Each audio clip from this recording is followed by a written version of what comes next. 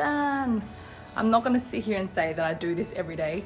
I do as much as I can, but sometimes I am really time poor. But it's something that I'm making a conscious effort to improve of every single day.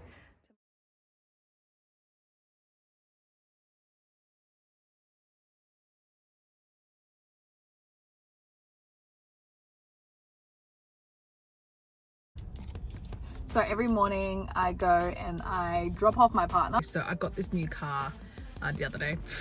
Anyway, it's a Range Rover Sport. So I do it outside thing. I haven't even, because I've been so busy, I haven't even been able to drive it around or anything like that. So yeah. And that's it. I don't really like to put much foundation on unless I'm going out, because I like to keep my skin relatively free from that stuff. But hello! Say hello! Ah! Hey. Okay, and so this is how we go. Alright, so as I said, we sell medical scrubs. Check it out. So someone comes in and she packs everything. Here we go. Yes, I'm utilizing all the space in my room.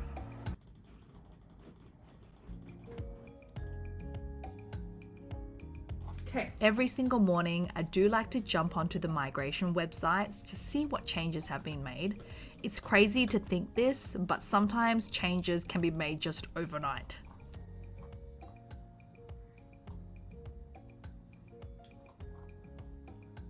There is a really interesting one. So partners of Australians were allowed to enter into Australia during when the borders are closed. However, only if they are really actually a partner visa holder. So anyone who is the immediate family member of an Australian citizen or permanent resident was able to enter into the country with no travel exemption, essentially. However, people that held 300 visas were fiancés, and to the Australian government, they didn't classify that as immediate family members of Australian citizens and permanent residents. However, the news today is that they will be granting travel exemptions for people who actually held these fiancé visas, which is pretty good. I think what people need to understand is that, you know, this whole border situation, this whole ongoing situation is changing. Like, it's changing every single day. And the thing is, when I was speaking to my colleague about it the other day, we're arguing about something else. And the really funny thing is, I know it seems like, you know, they do this and, you know, there's certain ways that they'll grant it, that they won't, and it's all clear and cut. However, it isn't actually like that. It's so discretionary in what they do. It's not like a one-page guide, and if you tick all the boxes, you will get it. It is literally assessed on a case-by-case basis. It's not like if you do this, you will get it. It is a matter of doing this, attempting several times, many times, and then seeing if the case officer grants it on a discretionary basis for people who don't meet the clear-cut travel exemption requirements. I'm like spitting names out at you because I remember them all now. Oh, Yeah, no, when you're working on them, you do remember them easier, so that's... It's ready, so I'm going to send it to her, check it. After that, do we just submit it and upload documents or what? Cover letter needs to be written. Yes, so you need to draft a cover letter to look at. So today, I've actually got 10 consultations booked in, and 5 of them are in relation to travel exemptions. I spoke to a client whose partner is stuck overseas in the UK at the moment. Now, she's actually an Australian citizen. In this circumstance, her partner can apply for a travel exemption if he is considered an immediate family member. Now, they're not actually married. However, after speaking with them, I have actually realized that they have spent time living together in the UK. I asked them to dig deep for this evidence. If we can actually find evidence to prove that they lived together for at least 1 year together in the UK, we would be able to lodge this travel exemption under immediate family member of an Australian citizen. In that situation, we would go ahead, prepare the travel exemption, and then prepare a tourist visa to attach to it. In my experience, I have actually lodged the travel exemption and the tourist visa at the same time. The travel exemption is actually the first to be approved, and then once the travel exemption is granted, I email that to the department and attach it to the tourist visa. It's usually the travel exemption which will actually trigger the tourist visa grant. The second consultation I had was with a lady who was on a student visa in Australia. Her partner was overseas and also held a dependent student visa. Now in this situation, it would be really hard because he's not an immediate family member of an Australian because they're both student visa holders. In my experience, I have only had a handful of these granted. Usually, the family member in Australia has to be really sick for this to be granted. I don't think that if it's not a serious matter, there's much chances for it to be granted. Again, this is the kind of thing that we would assess on a case-by-case basis and really dig deep to see what type of evidence we actually have available to lodge as exemption. Under these circumstances, the only grounds we have to lodge under would be under compelling and compassionate.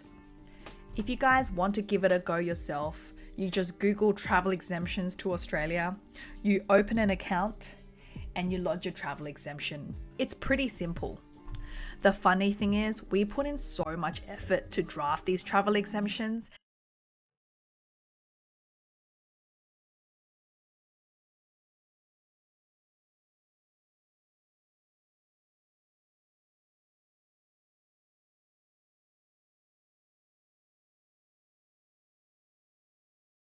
Okay, so it's really cold outside at the moment. It was okay this morning, but I don't know what happened. Let me show you. Apparently it's, whoa, look at the winds. Okay.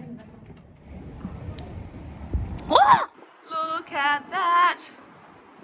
Oh my God, it's too cold.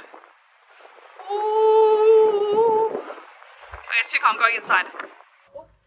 I think you need a passport or citizenship certificate, I think. Oh, citizenship certificate should be okay. No visa, no passport. Which way?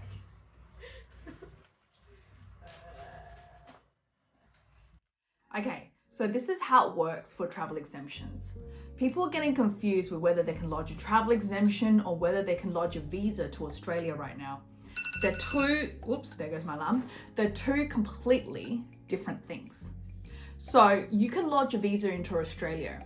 There is nothing that stops you from lodging any visa for Australia now, as long as you're eligible. You can lodge tourist visas, you can lodge skilled visas, you can lodge anything if you're offshore. There's nothing stopping you. However, even if that visa gets granted, you need to apply for a travel exemption. They're two completely different things. And most of the time, getting a visa isn't the hard bit.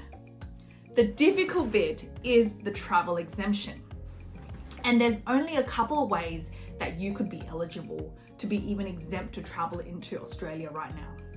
First one is you must be an immediate family member of an Australian citizen or permanent resident. Immediate family member means married, means that you can provide evidence of living together for the last 12 months before you lodge a travel exemption. So that is where a lot of people are stuck. No one thought about, this pandemic thing was going to happen. So not everyone, got prepared, got married, kept evidence of living together, none of that. So that's where a lot of people who are in relationships with people overseas are getting caught out with that. The second one would be you have to be working in a critical sector and on a certain type of visa.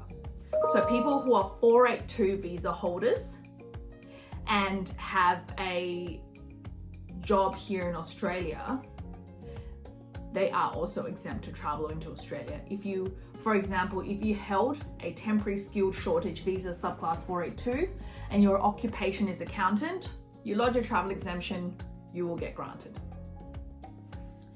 And the last one is compelling and compassionate. Now, this is the one that a lot of people are going for because they don't believe they meet the requirements for number 1 or number 2.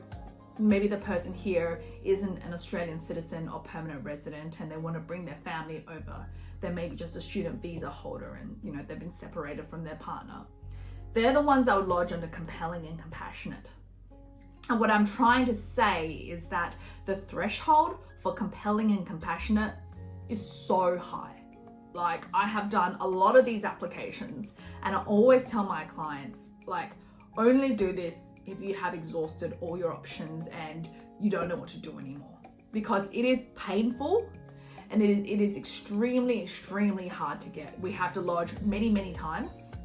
We have to change the application up every single time. And we have to dig deep to find the information to satisfy this requirement. That is so hard. I had a lady who was Australian. She had a partner overseas, was not married, did not have the de facto relationship. Her mother was very, very sick here in Australia, and very, very sick, I'm saying. And we lodged many, many times for her partner overseas to come here to support her. Couldn't get it. We kept changing our letters up, we kept changing everything. The 19th time, he was finally exempt under compelling and compassionate circumstances, but her mother was literally on her deathbed. And that is so sad and so difficult for a lot of people. What I'm trying to say, I guess, is, you know, travel exemptions are really, really hard. We do a lot of them. We have had a lot of success. However, it is something that you need to be mentally prepared for, that you're going to keep getting rejections and it's just going to keep happening. And maybe one day, if you're lucky, at the discretion of a case officer, you may get, you know, exempt to travel into Australia. Did I spell it wrong? Is that how you spell it? Nah, It must I be don't think so. Y-A-H. Yeah, I think it's Is something. it? Book yacht. What's a yacht? Huh? Book yacht. Yeah. Okay, so for Christmas, I want to book a yacht for our Christmas party, but we're booking a yacht. Yeah, it's Y-A-C-H-T. Really? It's nighttime now, and oh yeah, see, I don't know where to put this spare mattress, so I've just like left it here. Anyway, it's time to head out for dinner. Yeah. From day till night. I didn't really want to cook dinner, mainly because I'm so tired. So we're heading out for dinner, and then usually when I finish dinner, I go home and I finish up more emails and more file work. So yeah, check out where I am.